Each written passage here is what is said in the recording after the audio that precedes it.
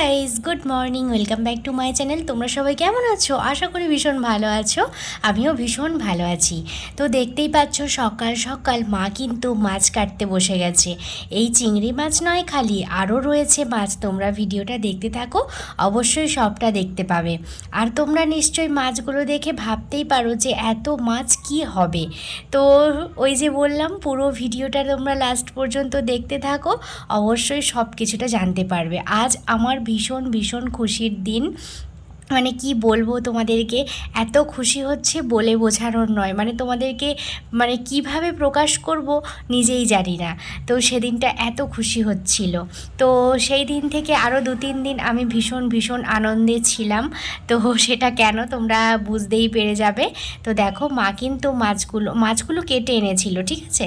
মা শুধু চিংড়ি মাছ কটা বেছে নিল, মাছ কেটে নিয়ে এসেছে, সেগুলোকে ধুয়ে এখন নুন মাখিয়ে নিচ্ছে। তো এই আর কি। তারপর দেখো, আমি বিছানা সমস্ত কিছু গুছিয়ে নিলাম। আর আজকে একটা ভালো চাদরও পেতে নিয়েছি। এ দেখো, ঘর পুরো গোছানো, একদম টিপটপ করে নিয়েছি একদম চারিদিক। আর ওই দিকে হচ্ছে বাপির বিছানাটাও তুলে নেব। ঘরদোর পুরো পরিষ্কার। এদিকে কিছুটা কাচতে নামিয়েছি, সেগুলো এখন কাছাকাছি করে নেব। আর এদিকেই দেখতে পাচ্ছ এই যে মেঘলা মেঘলা ওয়েদার রয়েছে, আর এদিকটাও পুরো সব কিছু গুছিয়ে নিয়েছি। আর দেখো, অনেক কিছু বাসন টাসন বের করে নিয়েছি, এগুলো লাগবে সেই জন্যই। তো এত বাসন দেখে তোমরা অলরেডি বুঝে গিয়েছো যে ভিডিওর মধ্যে কি হতে চলেছে। আমরা তো এই মাত্র কয়েকজন লোক, এত বাসন দিয়ে আমাদের কি হবে, তাই না? হ্যাঁ বন্ধুরা, আমার বাড়িতে কিছু মানুষ আসতে চলেছে, তোমরা এক্ষুনি দেখতে পাবে কারা কারা আসতে চলেছে। তোমরা চেনো কি এদেরকে? তোমরা প্রত্যেকেই যারা আমার ব্লগ আগে থেকে দেখে আসছো তারা অবশ্যই চেনো। তো আমার মাসিমণি, মেসোমশাই, দিদি, বৌদি, আমার ভাইপো সবাই এসেছে আমার বাড়িতে। আজ যে আমি কি খুশি তোমাদেরকে কি বলবো। এরা যে আমার কাছে কি মানে বলে বোঝানোর নয়, আমার আপনজন তো বটেই, আর অনেক অনেক ভালোবাসার মানুষ। ছোট্ট থেকে কত স্মৃতি যে জড়িয়ে রয়েছে এদের সঙ্গে, মানে বলে বোঝানোর নয়। মানে মাসিমণি, মেসোমশাইয়ের কথা যতই বলবো ততই কম বলা হবে। আর দিদির তো কোনো তুলনাই হয় না। সমস্ত বিপদ আপদে যখনই ডেকেছি তখনই ছুটে এসেছে দিদি। মানে বিপদেই বলো আর আনন্দের দিনেই বলো। তো যাই হোক, দিদির মতন, আর মাসিমণির মতন। মাসিমণি আর দিদি তো আমার ছোট্ট থেকে সমস্ত কিছুতে জড়িয়ে রয়েছে। আর বলে দিই তোমাদেরকে, মাসিমণির কিন্তু এটা বড় মেয়ে, আর একটা আছে ছোট মেয়ে, সে কিন্তু মুম্বাইতে থাকে। দিদির সঙ্গে তোমাদের কোনো দিন পরিচয় হয়নি, কারণ দিদিকে তো আমার ব্লগে কোনো দিন তোমরা দেখতেই পাও না। দিদি মুম্বাইতে থাকে, আর আসলে আমার আর যাওয়ার সময় হয় না, দিদিরও আসার সময় হয় না। এই হচ্ছে ব্যাপার। এরপর আসি বৌদির কথায়। বৌদির কথা যতই বলবো জানো তো বন্ধুরা, ততই কম বলা হবে। মানে কি বলবো বৌদির ব্যাপারে, আমি কিছু বুঝেই উঠতে পারছি না। বৌদি যে আমার কাছে কি তোমাদেরকে মানে বলে বোঝাতে পারছি না কোনো কিছুটাই। এই মনের যে ফিলিংসগুলো না, বলে বোঝানোর মতনও একটা দম থাকা দরকার, সেটা আমার সত্যিই নেই, জানো তো। যেটা মনে আসছে সেটাই তোমাদেরকে বলছি। এই বিয়ে হয়ে আসার পর থেকে আমাদের মধ্যে কখনোই ননদ বৌদির সম্পর্কটা গড়ে ওঠেনি, জানো তো। সবসময় একটা দিদি বোনের সম্পর্ক গড়ে উঠেছিল। মানে বৌদি সব সময় আমাকে মানে একটা ছোট্ট বোনের মতো করেই ভালোবাসতো, আমার সাথে সবটা শেয়ার করতো। যখন বৌদি বিয়ে হয়ে আসে তখন কিন্তু আমার খুব ছোট্ট বয়স ছিল, তখন অতটা বৌদি শেয়ার করতো না সবটা। একটা তো বয়স থাকে সব কিছুর, তো সেই রকমই আর কি বলছি। তারপর যখন বড় হলাম অনেকটা, বৌদি সমস্ত কিছু আমাকে শেয়ার করতো, আমি বৌদিকে সমস্তটা শেয়ার করতাম। তো এইরকম একটা ব্যাপার। তো মানে বৌদি আমার কাছে মায়ের থেকে কম কিছু নয়, জানো তো। মানে মাকে যেমনটাভাবে শেয়ার করা যায়, আমি বৌদিকে সেই মতো করে সবটা বলি, সবটা শেয়ার করি। তো এই আর কি বলবো বুঝে উঠতে পারছি না। তো যাই হোক, তোমরা তো রান্না বান্নাগুলো দেখতেই পেলে। আর এদিকে এখনও মাছের ঝালটা হচ্ছে। তো এইটাই লাস্ট হয়ে গেলেই সবাইকে খেতে দিয়ে দেবো। তো দেখো, এই যে সবাইকে সাজিয়ে গুছিয়ে সুন্দর করে খেতে দিয়ে দিয়েছি। কিন্তু এটা আমার ভাইপোর থালা, ভাইপোকে দিলাম আগে, আর মেসোমশাইকে আগে দিলাম। তো আমরা সবাই মিলে একসঙ্গে পরেই বসবো।